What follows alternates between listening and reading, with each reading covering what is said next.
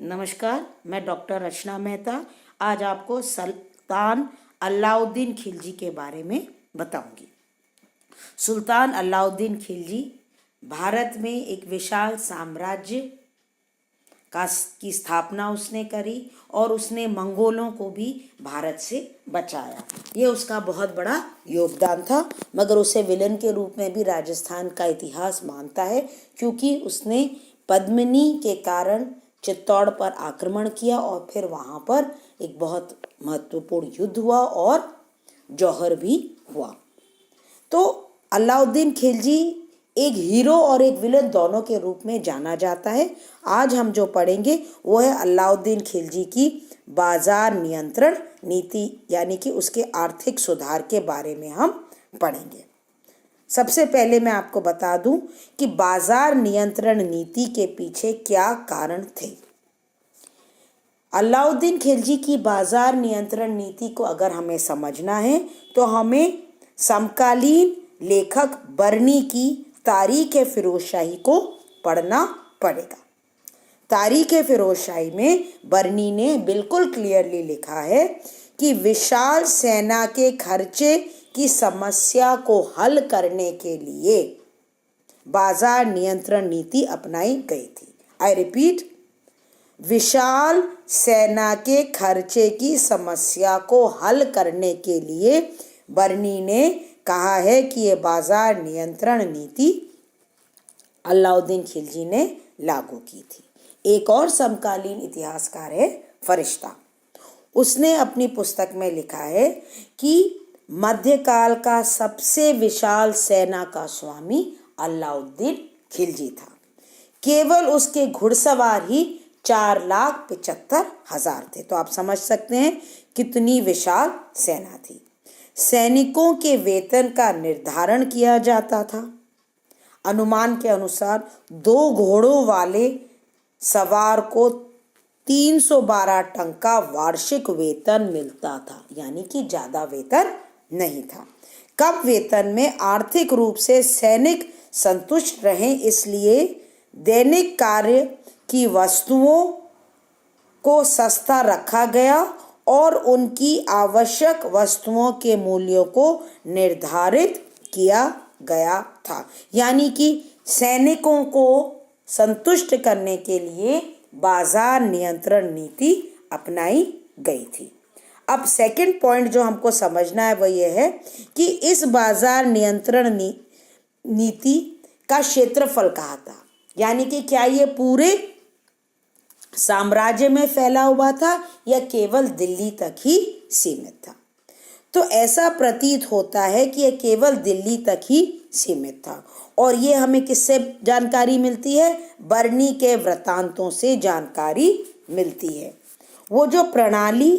ये जो प्रणाली थी उसका वृत्तांत और उससे अनेक ऐसे उल्लेख मिलते हैं जिससे यह लगता है कि संभवतः यह प्रणाली केवल दिल्ली में ही लागू की गई थी।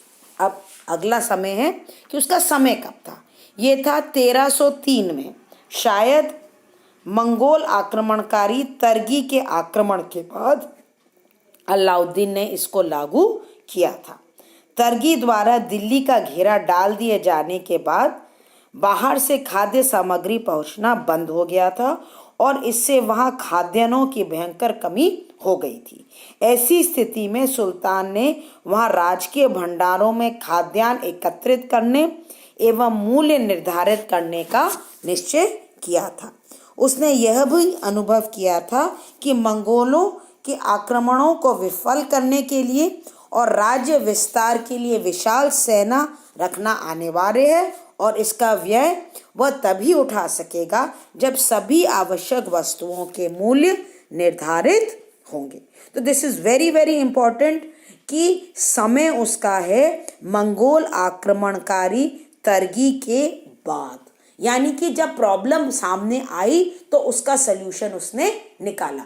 बिना प्रॉब्लम के हम सल्यूशन नहीं निकालते हैं। अंग्रेजी में एक कहावत है, necessity is the mother of invention. जब प्रॉब्लम अलाउद्दीन के समय में आई तो उसने उसका सल्यूशन निकाला। अब थोड़ा सा मैं आपको समझा दूं कि अलग अलग मूल्यों कि वस्तुएं क्या क्या थी और उनको किस प्रकार से समझा जाता था। सबसे पहले एक शब्द का मैंने प्रयोग किया है, जित्तल।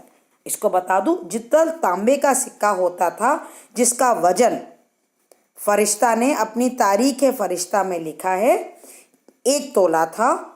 और मुद्रा विशेषज्ञ नेल्सन राइट ने अपनी पुस्तक the sultans of Delhi their coinage and metrology में लिखा है कि यह लगभग 1 पैसे के बराबर होता था और 1 रुपये में आपको पता ही है 64 पैसे होते थे।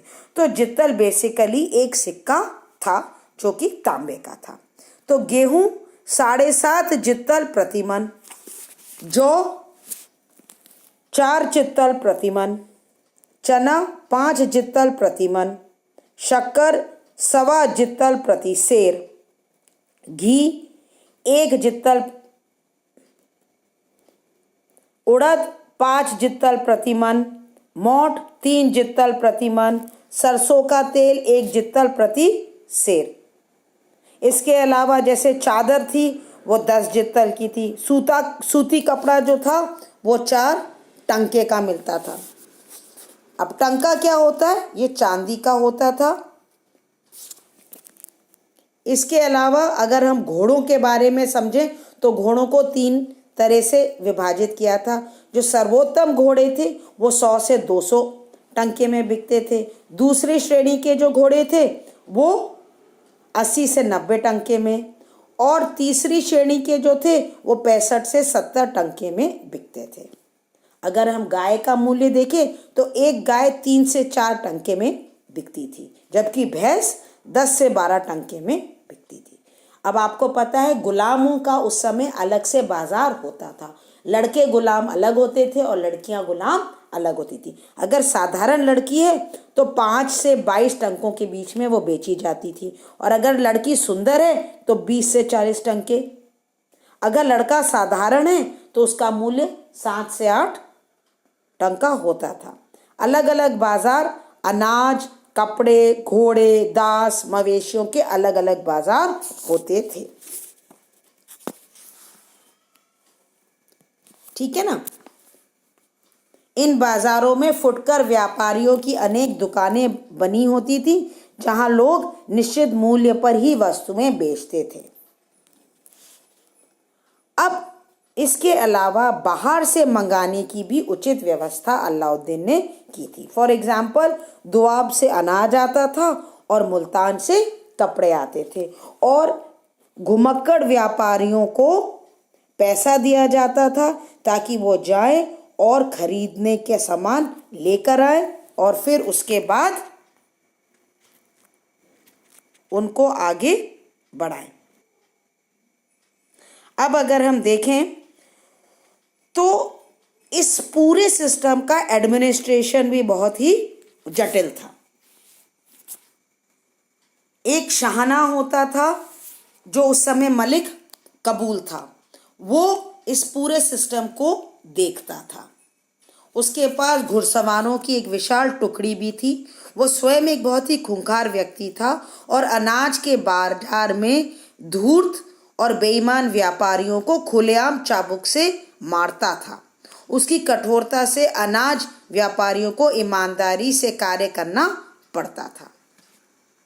इसके अलावा गुलाम लड़के भी थे अलाउद्दीन के, जो समय समय पर जाते थे और चीज़ें खरीद कर लाते थे ताकि उन्हें पता चल जाए कि सामान सही तरीके से बेचा जा रहा है कि नहीं जा रहा है। कार्य उनका ये था कि व्यापारी निश्चित मूल्य से अधिक न ले, तोल और माप में कम न करे, वह वस्तुओं की किस्म भी खराब न हो। इन सब के ऊपर कंट्रोल करने के लिए अलाउद्दीन ने इस प्रकार का कार्य किया। मगर यह जटिल व्यवस्था के नेगेटिव पॉइंट्स भी ये थे कि इसने व्यापार और वाणिज्य पर क्षति थी, क्योंकि आप जब बहुत ज़्यादा गवर्नमेंट कंट्रोल हो जाता है तो कार्य सही तरीके से नहीं होता है।